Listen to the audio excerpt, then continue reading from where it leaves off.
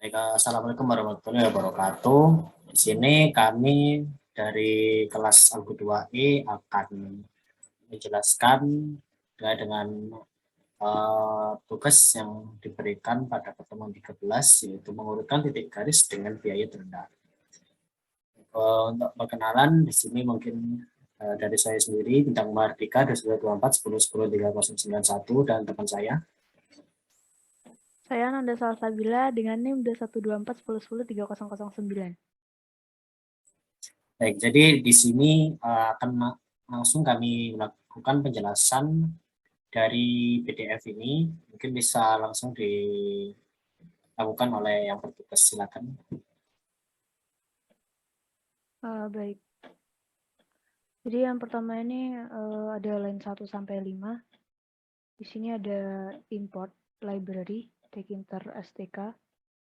Lalu fungsi pada line 3 ini gunanya untuk membuat window. Lalu untuk mengatur ukuran dari window tersebut digunakan fungsi pada line 4. Lalu pada line 5 ini digunakan untuk menjalankan fungsi membuat window-nya. Lalu di sini ada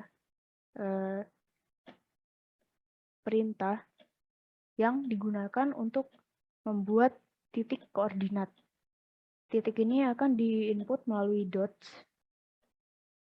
Lalu di sini ada perintah .list yang merupakan variabel kosong yang nantinya akan diisi oleh data yang akan diappend dari .list.append ini yang bawah. Lalu ada perintah for i in range. Di sini titik akan diinputkan dengan dot, lalu diekstraksi untuk titik yang awal ini masuk ke dot x ini, lalu titik kedua masuk ke dot y. Lalu di sini ada dot list untuk mengapenkan ini dot x, dot y ini. Lalu di sini ada canvas create oval untuk membuat titik itu agar ada bentuknya gitu, menjadi oval dengan warna cyan. Lalu di sini ada perintah untuk membuat teks berwarna hitam agar kita tahu urut-urutan dari titik tersebut. Lalu di line selanjutnya 20 hingga 32. Pada line ini digunakan untuk memasukkan semua kemungkinan yang ada, beserta juga biayanya. Lalu pada line ini juga dibuat dictionary. Yang dictionary ini merupakan nilai dari biayanya. Data dari test case nantinya akan diinputkan dengan age sama dengan integer input ini. Lalu diekstraksi ke line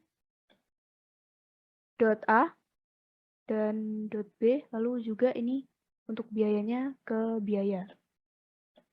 Lalu di sini jika nilai .a tidak ada dalam edge list, maka nilai .a di sini akan dijadikan dictionary sebagai i. Dan nilai .a itu sama dengan biaya. Lalu sama seperti .a, .b juga begitu. Apabila nilai .b tidak ada dalam edge list, maka nilai .b akan dijadikan dictionary dan nilai .b sama dengan biaya. Lalu di sini ada line 34 hingga 36. Di sini perintah input digunakan untuk menginputkan data dari test case-nya. Untuk start dot ini adalah titik awal dari titik awal. Lalu di sini ada finish dot yaitu tujuan dari titik yang akan dituju, titik akhirnya. Mungkin line selanjutnya akan dijelaskan oleh teman saya. Baik, untuk line 38 sampai 52 di sini terdapat fungsi tracker yang berisi parameter age, first, last, dan track untuk sebagai variabel kosong.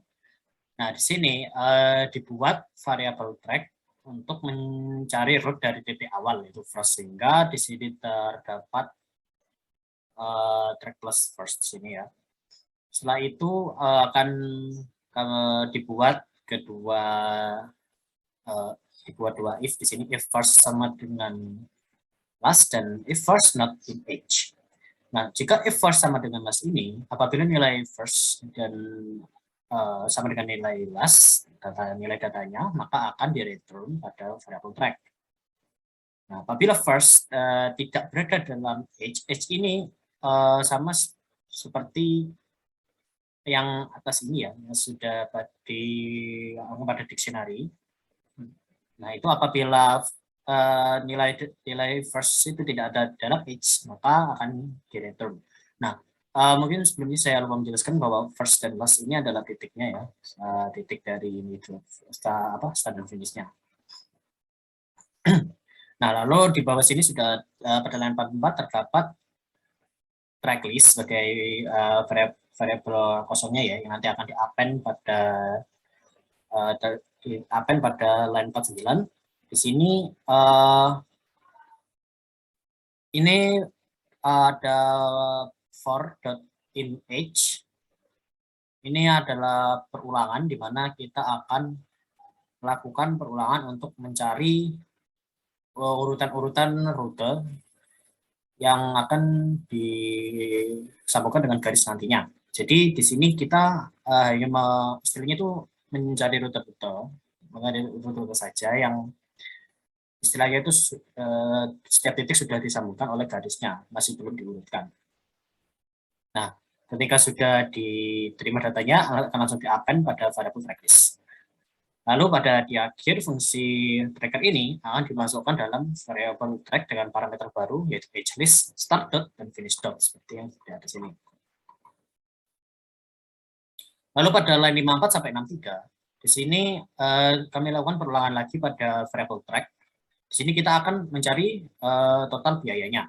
Nah, untuk mencari total biaya di sini kita bisa gunakan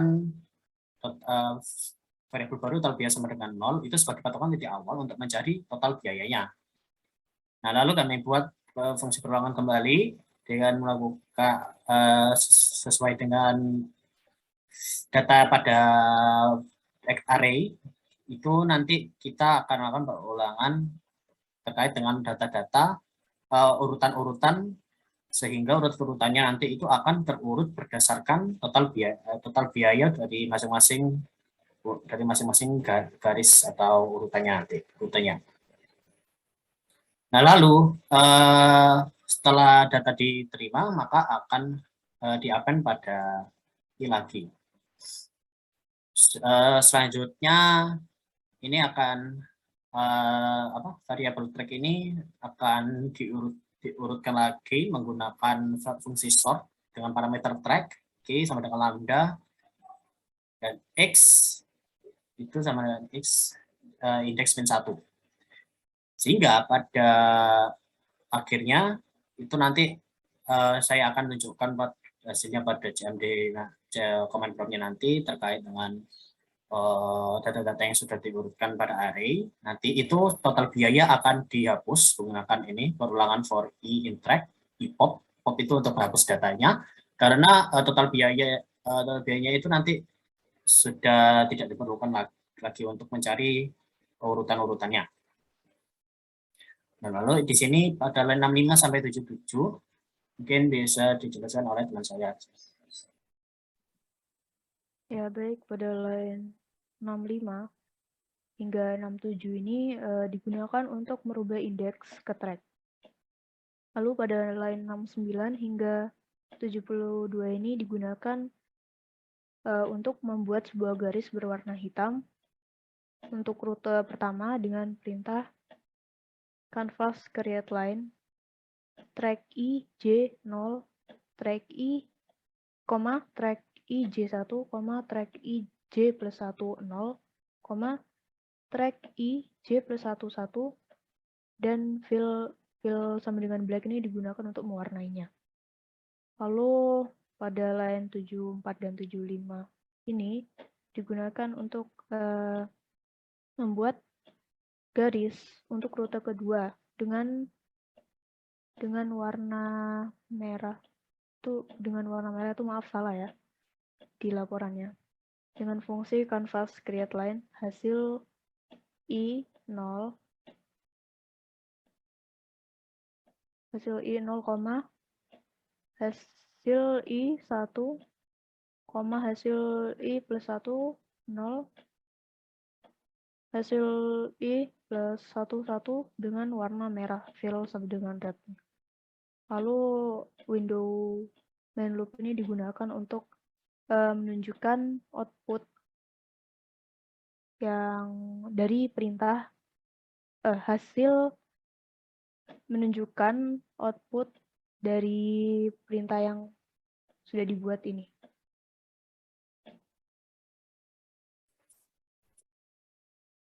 Jadi berikut adalah output dari test case 1 dan test case 2. Jadi test case 1 ini cukup banyak ya titik-titiknya, dan untuk test case 2 berikutnya.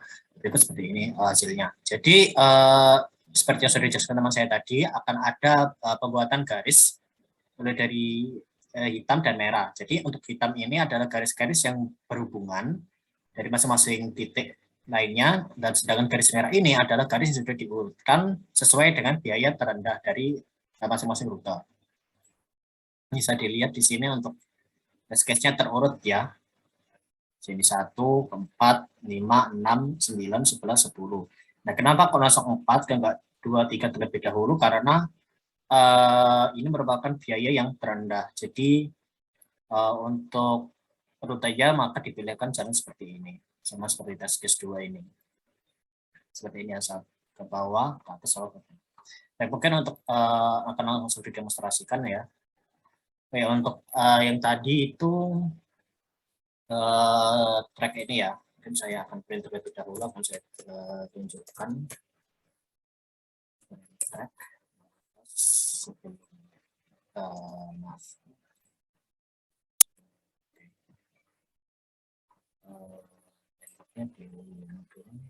Bukan di command prompt-nya langsung. Maaf.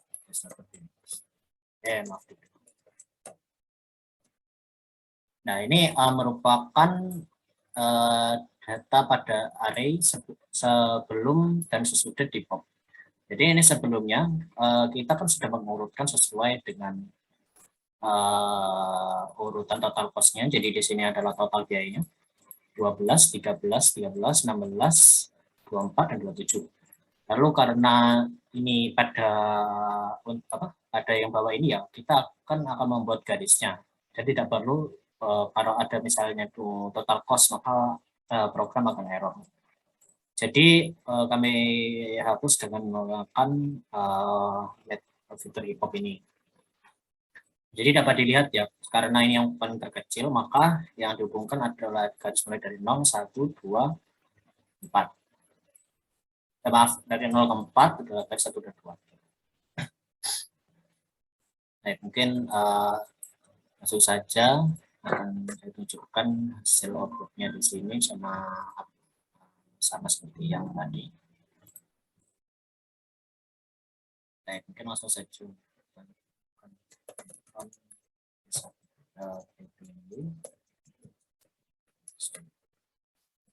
Nah, dapat dilihat di sini output menunjukkan hasilnya. Yang garis merah ini seperti yang dijelaskan tadi adalah garis yang terurut berdasarkan total biayanya yang paling rendah. Selanjutnya untuk yang use case 1. Saya dilihat di sini garisnya merahnya terhubung secara berurutan, itu urutnya berdasar pada total biaya yang paling rendah. Sedangkan yang hitam ini hanyalah garis yang terhubung oleh masing-masing titik. Seperti itu. Baik, mungkin cukup sekian presentasi dari kami. Apabila ada kesalahan dan kekurangan, mohon maaf. Sekian, wassalamualaikum warahmatullahi wabarakatuh.